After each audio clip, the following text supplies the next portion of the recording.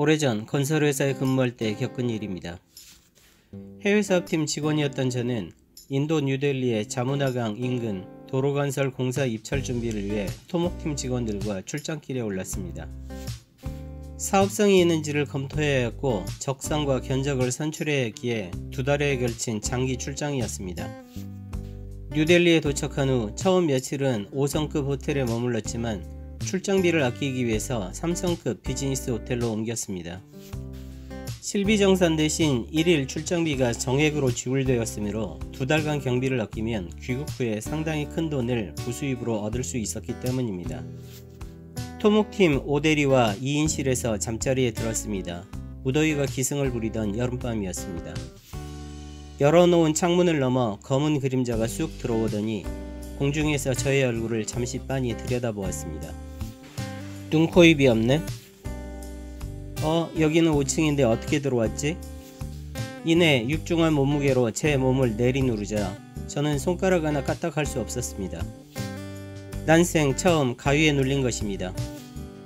한여름인데도 불구하고 싸늘하고 차가운 기운에 온몸이 얼어붙었고 공포감에 소름이 돋았습니다. 얼마나 시간이 흘렀는지 모르지만 가까스로 몸을 움직여 자리에서 일어날 수 있었습니다. 찝찝한 기분을 털어내려고 물 한 잔을 마시고 다시 잠자리에 들었습니다. 가위에 눌리지 않기 위해 이번엔 옆으로 누웠지만 소용없었습니다. 또다시 내 몸을 짓누르는 검은 형체의 존재, 그리고 옆 침대에서 꼼짝 못하고 누운 채 나를 바라보던 오대리의 두 눈. 한밤중인데도 불구하고 창문을 통해 들어오는 환한 달빛에 공포에 사로잡힌 동료의 눈을 똑똑히 볼 수 있었습니다. 저는 용기를 내어 오대리를 불렀습니다. 오대리.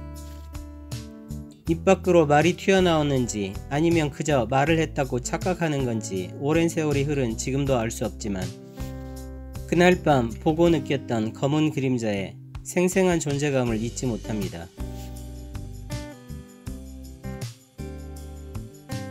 의사들은 가위눌림을 뇌과학으로 설명합니다.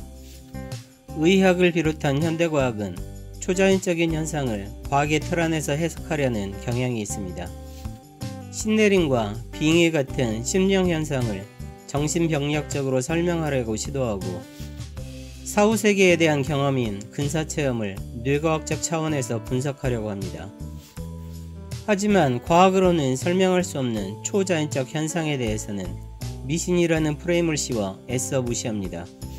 의학적 용어로 가위눌림을 수면마비라고 하는데 수면마비 상태에서는 강한 공포감을 느끼고 몸을 전혀 움직이지 못하며 입 밖으로 소리를 내지도 못하고 심하면 호흡곤란을 겪기도 합니다.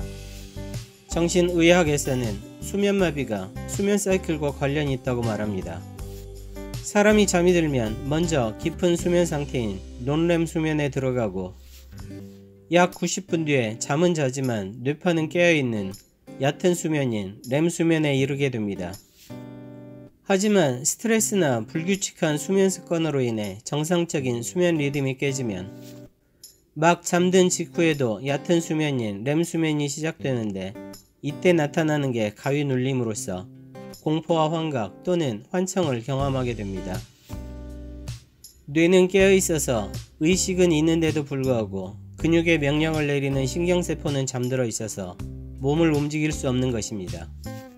교감신경과 부교감신경으로 이루어진 자율신경계가 제대로 작동하지 않아 호흡곤란을 겪기도 하고 어떤 존재가 몸을 짓누르는 듯한 느낌을 갖게 됩니다.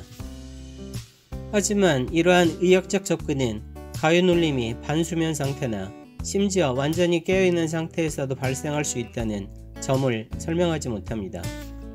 가위눌림 상태에서 TV를 시청하거나 주위 인물들의 움직임을 또렷이 인지하는 게 가능하다는 사실에 대해서도 의학적인 해석을 내놓지 못합니다.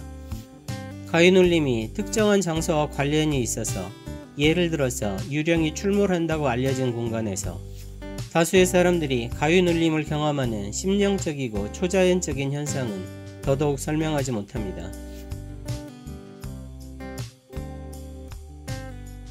가위는 밤의 귀신이란 뜻입니다. 한의학에서는 귀염이라고 부릅니다. 귀염은 귀신의 압박 또는 귀신이 누르다 라는 의미입니다. 동의보감에서 허주는 사람이 잠이 들더라도 그 사람의 영혼은 깨어나 몽유병 환자처럼 밖을 싸돌아다니는데 바로 그 틈을 타서 귀신이 사람의 몸으로 들어오는 걸 가위눌림이라고 기록하고 있습니다. 허주는 가위눌린 사람의 이름을 부르거나 그의 얼굴에 불을 비추면 죽을 수도 있다고 했습니다. 의사였음에도 불구하고 가위눌림에 대한 허준의 해석은 심리학적이고 초자연적입니다. 데이비드 허포드는 가위눌림을 평생 연구한 특이한 이력의 문화인류학자로서 그의 책 밤에 찾아오는 공포 가위눌림에서 그는 가위눌림을 올드 해그라고 불렀는데 올드 해그는 캐나다령 뉴펀들랜드 원주민들이 마녀를 지칭하는 단어에서 비롯되었습니다. 한편 악몽을 뜻하는 영어 단어인 나이트메어는 밤인 나이트와 누르는 자를 뜻하는 마라의 합성어입니다. 귀염과 나이트메어 그리고 올드 해그는 공통적으로 밤에 나타나서 사람의 몸을 압박하는 귀신이란 의미를 가지고 있습니다. 가위눌림은 전세계 다양한 문화권에서 경험되고 보고되는 초자연적인 현상으로서 불경에도 수도 없이 기록되어 있습니다. 허포드가 제시하는 가위눌림의 특징은 일반적인 꿈과는 달리 의식이 또렷하고 귀신의 존재를 생생하게 목격하며 온몸에 소름이 돋을 정도의 공포감을 느낀다는 점입니다.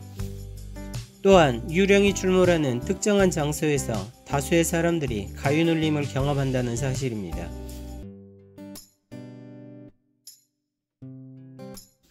(1990년) 러시아의 과학자 블라디미르 포포니는 진공 용기 안에 들어있던 DNA 샘플을 꺼낸 후 빈 용기에 레이저 불빛을 비췄습니다. 그러자 분명히 DNA 샘플을 꺼냈음에도 불구하고 여전히 용기 안에는 DNA의 나사 문양이 나타났습니다. 포포니는 빈 공간에 남아있는 DNA의 흔적을 유령 DNA라고 이름 붙였습니다. 유령 DNA는 생명체인 인간의 에너지가 그가 만진 사물이나 그가 머물던 공간에 각인되어 오랜 기간 지속된다는 걸 말해줍니다. 무속에서는 가위눌림을 귀신, 특히 어떤 공간에 사로잡혀 있는 지방령의 소행으로 여깁니다. 유령 DNA는 산자나 죽은 자의 강한 사념이 어떤 공간에 남아서 그 공간에 머무는 다른 사람들에게 강력한 영향을 미친다는 점에서 지방령과 같은 차원으로 이해될 수 있습니다.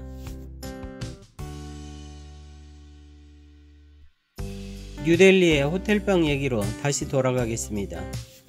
공포 체험을 하고 일어난 다음날 아침, 저는 오데리에게 아무 말도 하지 않았습니다.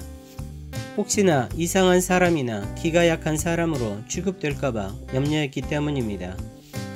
먼저 말을 한 건 오데리였습니다. 김대리, 어젯밤에 왜 날 빤히 쳐다봤어? 가위에 눌렸는데 꼼짝도 못하고 무서워 죽는 줄 알았어.